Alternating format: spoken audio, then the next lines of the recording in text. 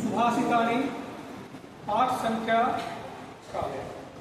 मुझे लगता है आज इसका तीसरा क्लास है या चौथा क्लास है। आज ये पाठ हम लोग पूरा भी करेंगे। कल इससे पहले हम लोगों ने पढ़ा है इसमें, ये आपको पहले ही मैंने बताया है कि इसका जो भी श्लोक है, प्रत्येक श्लोक का अपना विशेष महत्व है और प्रत्येक श्लोक प्रायोगिक व्यावहारिक। आज इसका जो 9वां श्लोक है, संपतौ च विपत्तौ च महताम एक रूपता। संपतौ च विपत्तौ च महताम एक रूपता। उदय सविता रक्तो रक्तश्च अस्त समय तथा। अर्थात इसका है संपतौ च विपत्तौ च, संपत्तौ च विपत्तौ च महताम एक रूपता। महताम एक रूपता, ये क्या है? इसका टेक्निक है।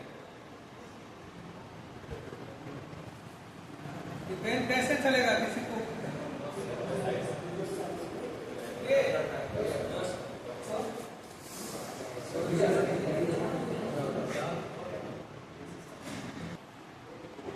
बाधाएं कुछ आती हैं, लेकिन कोई बात नहीं।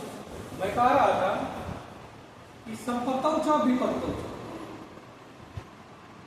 महताम एक रूपता। ये जो शब्द आप देख रहे हैं, महताम एक रूपता, महताम धन एक रूपता, महताम धन एक रूपता, महताम एक रूपता। उदय सविता रक्तो, अब देखिए, रक्तश्च असमय तथा।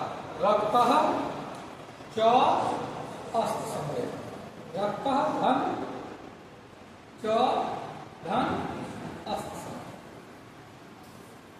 संपत्ति होने पर भी, श्लोक का भाव है कि संपत्ति आने पर भी, संपन्नता आने पर भी और विपत्ति आने पर भी, विपन्नता आने पर भी जो महान लोग होते हैं,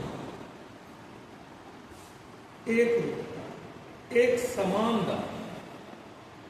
दुख में भी और सुख में भी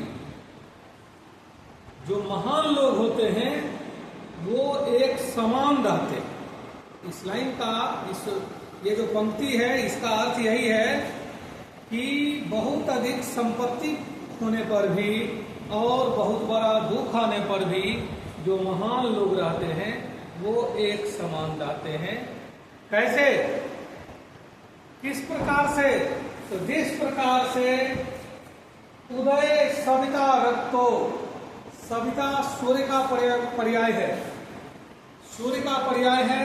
सविता दिनकर, दिवाकर, भानु, भास्कर, ये सब सूर्य का पर्यायवाची है। जैसे सूर्य उदय के समय रक्त वर्ण का, किस रंग का सूर्य उदय के समय रहता है? रक्त वर्ण का, लाल। सूर्य उदय के समय जैसे लाल रहता है, रक्त च अस्त समय तथा, उसी प्रकार से सूर्य अस्त होते समय भी लाल ही रहता है। उदय होना, सूर्योदय होना यहाँ पर संपन्नता का सूचक है। एक स्थिति जिसमें संपन्न होने का भाव प्राप्त होता है। रात का अंधेरा छटता है और सुबह का सूरज नई ऊर्जा, नई स्फूर्ति और नए शुभ विचारों को लेकर आता है। हर तरफ प्रसन्नता, खुशहाली रहती है। और जब अंत समय मतलब अस्त का समय उसका आता है, उस समय भी सूर्य रक्त वर्ण का ही रहता है, लाल रंग का ही रहता है। आप अपने आसपास पड़ोस समाज में, सोसाइटी में आप देखेंगे और अब अनुभव करेंगे आप, क्योंकि अब आप उस अवस्था को प्राप्त हो रहे हैं जहां पर समाज का अध्ययन, समाज का अध्ययन आपकी आंखें करती रहेंगी। आप देखेंगे बहुत ऐसा व्यक्ति होता है जो अभाव की अवस्था से निकलता है, और जब उसके पास धन आ जाता है, किसी प्रकार से उसके पास संपत्ति की वृद्धि होने लगती है, तो उसका दिमाग भी चढ़ने लगता है। उसकी भाषा, उसकी बोली और उसका विचार सब कुछ बदलने लगता है। वह भूलने लगता है कि कुछ दिन पहले वह किस अवस्था से निकल करके आया था, और उसका चाल चलन, विचार, व्यवहार सब में एक दिखावा आ जाता है, फैशन आ जाता है। आप ऐसा अनुभव करेंगे। नए लोग जो होते हैं, नए पैसे वाले जो लोग होते हैं, उनमें शो ऑफ करने की आदत, दिखावा करने की आदत बहुत ज्यादा है। और जो गंभीर लोग होते हैं, वो धन आने की स्थिति में भी उनमें कोई बदलाव नहीं होता है, बल्कि और गंभीरता आ जाती है। जिस प्रकार से कोई वृक्ष तब तक तना हुआ है जब तक कि उसमें फल नहीं लगा है। फल जैसे ही लगता है कि उसकी डालियां झुकने लगती हैं।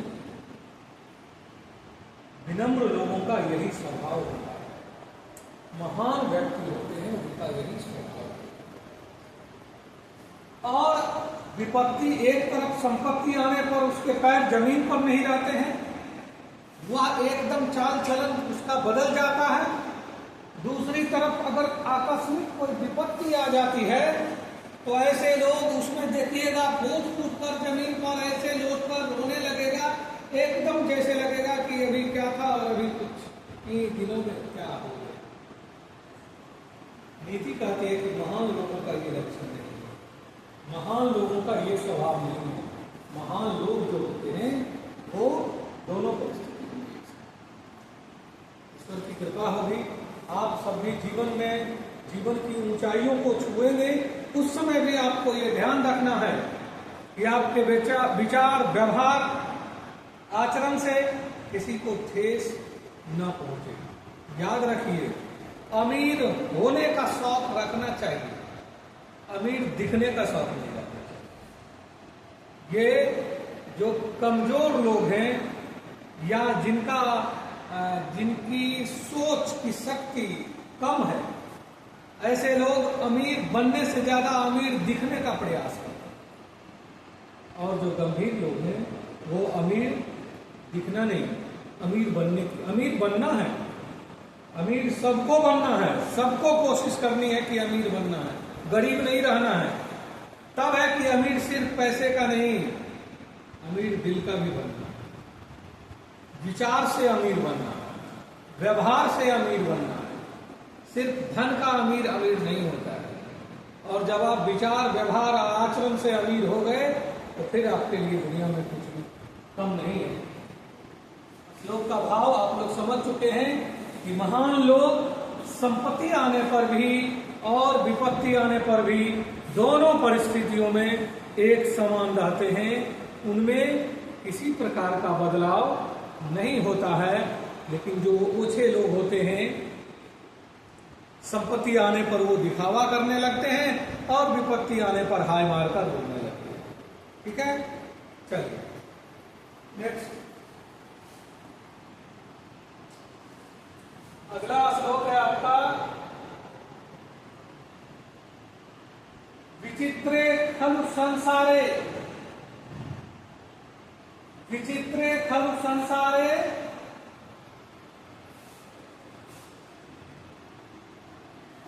विचित्रे खलु संसारे नास्ति किंचित निरर्थकम, विचित्रे खलु संसारे नास्ति किंचित निरर्थकम असुचेत धावने वीरः भारस्य वहने करः। तात्पर्य है, इस बात का अंतिम श्लोक भी है।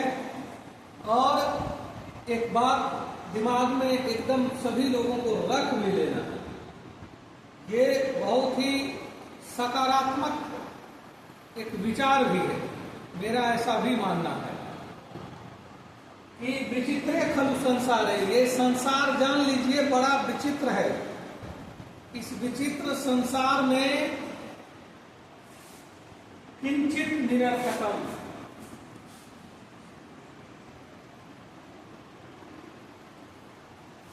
किंचित निरर्थकम, इसका जब हम वर्ण विच्छेद करेंगे, सब संधि विच्छेद करेंगे, किंचित धन निरर्थकम, किंचित धन निरर्थकम, अर्थात विचित्रे खलु संसारे, इस विचित्र संसार में न अस्ति, नास्ति, न अस्ति, नास्ति, नहीं है, किंचित निरर्थकम, कुछ भी बेकार नहीं है। इस संसार में कुछ भी बेकार नहीं है, कुछ भी बेकार नहीं है, समझिए कोई भी बेकार नहीं है। आप देखेंगे कई परिस्थितियों में कई बार लोग आपको कहेंगे एकदम बेकार है। कई बार जब व्यक्ति हतोत्साहित हो जाता है अपने परिणामों से, तो वो सोचता है कि मैं एकदम बेकार हूं, खुद सोचता है मैं एकदम बेकार हूं। कोई कहे ना कहे ये तो बात की चीज है, कई बार खुद भी लोग सोचने लगता है कि मैं बेकार हूं, मुझसे कुछ नहीं हो रहा, मुझसे कुछ नहीं होगा, मैं क्या करूं, मैं बेकार हूं। और धीरे धीरे सोचते सोचते ये बात उसके दिमाग पर इस तरह हावी हो जाती है कि वास्तव में वह बेकार हो जाता है। ये जान लीजिए, ये एक स्वभाव है। कोई आपको अगर बार बार कहे कि तुम्हारी तबीयत ठीक नहीं लग रही है, फिर कोई आकर के लगता तबीयत बहुत दिन से बीमार हो, क्या पता नहीं, लगता बुखार लगा हुआ। शाम तक 10 आदमी कह दे तो रात में बुखार आपको लगेगा। तो बार बार सोचने से आदमी जैसा सोचता है, स्कूल का, आपके स्कूल का एक बहुत ही इफेक्टिव लाइन है, ध्यान रखिएगा कि आदमी जो सोचता है वो बन जाता है। आप जो सोचेंगे आप वो बन जाएंगे, कोई बाधा नहीं रोकेगी, बस मन से सोचना कि मुझे ये बनना। और नीति भी कहती है, आज उस बात को मैं आपको, आपकी इस बात को, इस विचार को आज नीति के माध्यम से मैं साबित भी करने जा रहा हूं। आपको मैंने यह भी बताया है, ये नीतियां कभी गलत नहीं, ये कभी गलत नहीं होगी, ये बातें कभी गलत नहीं हो सकती। इस संसार में कुछ भी निरर्थक नहीं है, सबका अपना अपना मार्ग। अश्व आवने बुझा, घोड़ा दौड़ने में तेज है, घोड़ा दौड़ने में तेज है, घोड़ा की कुशलता है कि वह तेज दौड़ सकता है। इसका मतलब यह नहीं कि गधा बेकार है, क्योंकि जितना भार गधा ढो सकता है, घोड़ा कभी उतना भार नहीं ढो सकता। गधा घोड़ा की तरह दौड़ नहीं सकता, लेकिन घोड़ा गधे की तरह भार नहीं ढो सकता, ये भी तो सत्य है। बेकार कौन, किसको कहा जाएगा? घोड़ा कह दे कि गधा बेकार है क्योंकि वो दौड़ नहीं सकता, तब तो गधा भी कह देगा कि घोड़ा बेकार है क्योंकि वो भार मेरी तरह ढो नहीं सकता। इसलिए, और उस दिन, पिछले दिन भी मैंने पढ़ाया था, बताया था, फिर आज आप लोगों को एक बार मैं बता देता हूँ। हमेशा ध्यान रखिए, आप सब एकदम स्पेशल, विशिष्ट। इस दुनिया में कोई भी ऐसा व्यक्ति है ही नहीं जिसमें कोई स्पेशलिटी ना हो, जिसमें कोई विशिष्टता ना हो। सब में विशिष्टता है, जरूरत है उस विशिष्टता को पहचान पाने की। जो जितना जल्दी पहचानेगा वह उतना जल्दी अपने आप को अपनी मंजिल तक पहुंचा लेगा। बस यही बात है, और कोई बड़ी बात नहीं है। कई बार देखते हैं बड़ी परीक्षाएं होती हैं, बड़ी परीक्षाओं में रिजल्ट के बाद सुनने को आता है कि फर्स्ट अटेम्प्ट में नीट क्लियर, फर्स्ट अटेम्प्ट में यूपीएससी क्लियर, फर्स्ट अटेम्प्ट में बीपीएससी क्लियर, कई बार सेकेंड अटेम्प्ट, कई बार थर्ड अटेम्प्ट, कई लोग फोर्थ अटेम्प्ट। ये क्या है? बस वही विशिष्टता की पहचान है। किसी ने पहचान कर ली, पहली बार में निकल गया, किसी ने लेट से पहचाना, दूसरी बार में निकला, किसी ने और लेट किया, तीसरी बार में पहुंचा, और कभी कभी कुछ लोग पहचान ही नहीं पाते, इसलिए वो लास्ट तक पहुंच ही नहीं पाते। समाज में, सोसाइटी में मैं कई ऐसे लोगों को जानता हूं, देखता हूं, जिनकी क्वालिटी, जिनकी विद्वता, जिनकी योग्यता पर कभी कोई संदेह नहीं कर सकता। इतने क्वालिफाइड हैं, इतने योग्य हैं, इतने विद्वान हैं कि आप देखकर उम्मीद नहीं कर सकते कि इतना विद्वान, इतना क्वालिफाइड, इतना तेज तराक, समझदार व्यक्ति भी जिंदगी में बेकार पड़ा होगा और 10 रुपए के लिए किसी के सामने हाथ, जिसकी क्षमता लाल बत्ती वाली गाड़ी में बैठकर ऑफिसर अधिकारी की तरह चलने की थी, वो 10 रुपए के लिए आज भी किसी के सामने हाथ फैला रहा है, क्योंकि वो समझ ही नहीं पाया कि मेरी क्या विशिष्टता है। इसलिए ध्यान रखिए, आपकी उस विशिष्टता की पहचान कराने वाला सबसे बड़ा सहायक है कौन? आपका शिक्षक। इसलिए शिक्षक से कभी दूरी नहीं। जिसकी दूरी टीचर से बन गई, समझिए वो उस अपने मंजिल से दूर होता चला जाए। टीचर खोजते हैं कि आपके अंदर वो कौन सा गुण है जो ईश्वर ने स्पेशल आपको ही दिया, वो किसी को नहीं। ईश्वर एक ही बार देता है और एक को ही देता है, फिर वो किसी दूसरे को नहीं देता। वो खासियत जो मेरे अंदर की खासियत है, इस दुनिया में किसी के अंदर नहीं होगी। और ये अलग बात है कि मुझे अभी तक पता चला है या नहीं, ये अलग बात है, लेकिन मैं स्पेशल हूँ, मैं विशिष्ट हूँ। उसी तरह आप स्पेशल और आप विशिष्ट हैं, और हर एक व्यक्ति है, इसलिए किसी को कभी कमजोर नहीं करता। ये नहीं कि मैं खास हूँ और ये आम है, ये बेकार है, ऐसा नहीं। वो भी आम खास है, वो भी स्पेशल है, ये मानकर चलना चाहिए। इस पाठ को आज हम लोगों ने पूरा कर दिया है, यहीं पर कंप्लीट हो गया है, और मुझे लगता है अब इसको कवर करना चाहिए। फिर आगे अगले पाठ, अगले लेसन को हम लोग फिर देखेंगे। और अब प्रत्येक पाठ में मैंने यह सोचा है, और बच्चों की भी सलाह, आप लोगों की भी सलाह है कि इसको वीडियो बनाकर हम लोग इस पर में छोड़ेंगे। साथ ही साथ एक्सरसाइज का भी मैं सोचता हूं कि एक्सरसाइज भी प्रत्येक क्वेश्चन को एक्सप्लेन करते हुए वो भी बना करके इसको,